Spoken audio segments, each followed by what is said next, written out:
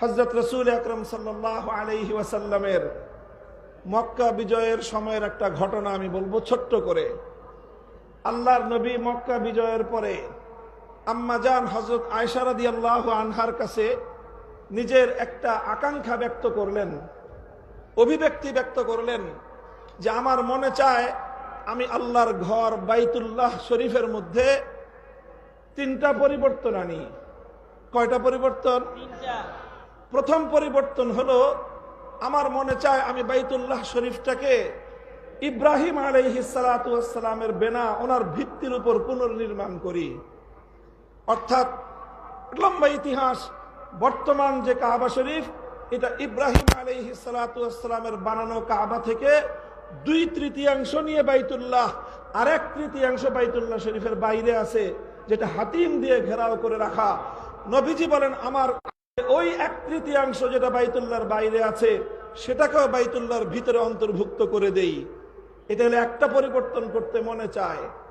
দ্বিতীয় পরিবর্তন করতে মনে চায় যে আমি বাইতুল্লাহর দরজাটা, এখন মানুষের মাথা সমান উঁচু আছে বাইতুল্লাহর দরজার পাটাতন, আমার মনে চায় সেটাকে ভেঙে জমিনের সাথে মিশিয়ে দেই। যেমন অন্যান্য ঘরের দরজা, মসজিদের দরজা যেরকম থাকে ফ্লোর বরাবর, আমার মনে চায় বাইতুল্লাহর সেই দরজাটা নিচু করে ফ্লোর বরাবর করে দেই। 2 নম্বর।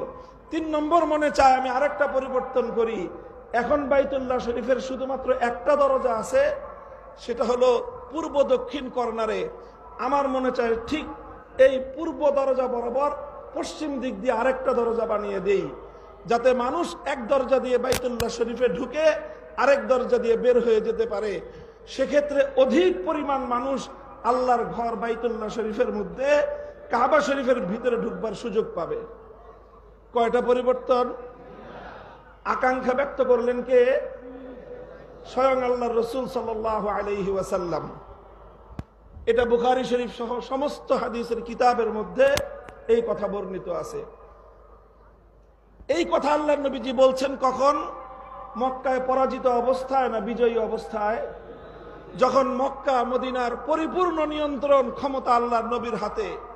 স্বাভাবিকভাবে এই প্রশ্ন জাগত যে হুজুর এখন আপনি যা চাইবেন সেটাই তো হবে, তা আপনি মক্কা বাইতুল্লাহকে পুনর্নির্মাণ করেন, বড় করে দেন, দরজা নামায় দেন, আরেকটা দরজা বানায় দেন, আপনি যা বলবেন সেটাই তো ফরমান, সেটাই রাষ্ট্রীয় হুকুম, সেটাই শরীয়তের হুকুম, আপনার কথার সাথে তো বিরোধ করবার কারো শক্তি এখন আর নাই। আল্লাহর নবী বললেন যে এটা যদি আমি এখন করি তাহলে কিছু সাধারণ মানুষের মধ্যে যাদের বুঝ কম, যাদের জ্ঞান কম, যাদের ইলম কম, যারা নতুন নতুন মুসলমান হয়েছে, ইসলামের প্রতি এখনো তাদের পরিপূর্ণ আস্থা বিশ্বাস তৈরি হয়নি, তারা বিভ্রান্তিতে পড়বে। এই জন্য এই কাজগুলো আমি করতেছি না। ইমাম বুখারী রহমতুল্লাহি আলাইহি এই হাদিসকে সামনে রেখে একটা অধ্যায় স্থাপন করেছে, বাবু মান তারাকা বা'দাল ইখতিয়ার মাখাফাতা আন ইয়াকসুরা ফাহমু বা'যিস সামি' মিনহু ফায়াকাউ ফি আশাদ্দ মিনহু। ইমাম বুখারী বলেছেন যে অনেক অনেক উত্তম কাজ ছেড়ে দিতে হয়। কি করতে হয়? কিছু কিছু উত্তম কাজ ছেড়ে দিতে হয়। কেন? কারণ ওই উত্তম কাজটা করতে গেলে কিছু মানুষ সেটা বুঝতে পারবে না, না বুঝে তারা অনেক বড় বিভ্রান্তিতে পড়ে যাবে। সেই সকল মানুষগুলোকে বিভ্রান্তির হাত থেকে বাঁচানোর জন্য মাঝে মাঝে কিছু কিছু উত্তম কাজও ছেড়ে দিতে হয়। যেমন এই ক্ষেত্রে আল্লাহর নবী বাইতুল্লাহ শরীফকে সংস্কার করার কাজটা করেন নাই, ছেড়ে দিয়েছেন। কেন? যাতে ওই নব মুসলিম মানুষগুলো যেন বিভ্রান্তির শিকার না হয়ে যায়। কাজেই বুজুর্গদের যত মাজার আছে, বুজুর্গদের যত কবর আছে, সেই কবরগুলোকে যারা পাকা করেছে অনেক বড় গুনাহের কাজ করেছে। সেই কবরগুলোর উপর যারা দালান কোঠা নির্মাণ করেছে, কোন ইমারত নির্মাণ করেছে, সুস্পষ্ট আল্লাহর নবীর সহিহ হাদিস লঙ্ঘন করে তারা বুজুর্গদেরও অভিশাপ কুড়িয়েছে, আল্লাহর নবীর হাদিসের বিরোধিতা করে তারা বড় ধরনের পাপ করেছে। এই সব কথাগুলি তার আপন জায়গায় সঠিক। তবে মনে রাখতে হবে এই সকল বড় বড় বুজুর্গ শাহজালাল মুজাররদে আমানি, খানজাহান আলী, শাহ ফারান রহমতুল্লাহ আলাই, বায়াজিদ বুস্তামি, সমস্ত বড় বড় বুজুর্গ যাদের কবর পাকা করেছেন, এই কবরগুলো এই সমস্ত বুজুর্গরা পাকা করেন নাই। পাকা হয়েছে ওনাদের মৃত্যুর আগে না পরে? তাহলে মৃত্যুর পরে যেটা পাকা হলো ওটা ওনারা করছেন না পরবর্তীতে কেউ করেছে? পরবর্তীতে যারা করেছে তারা ভুল করেছে, অন্যায় করেছে।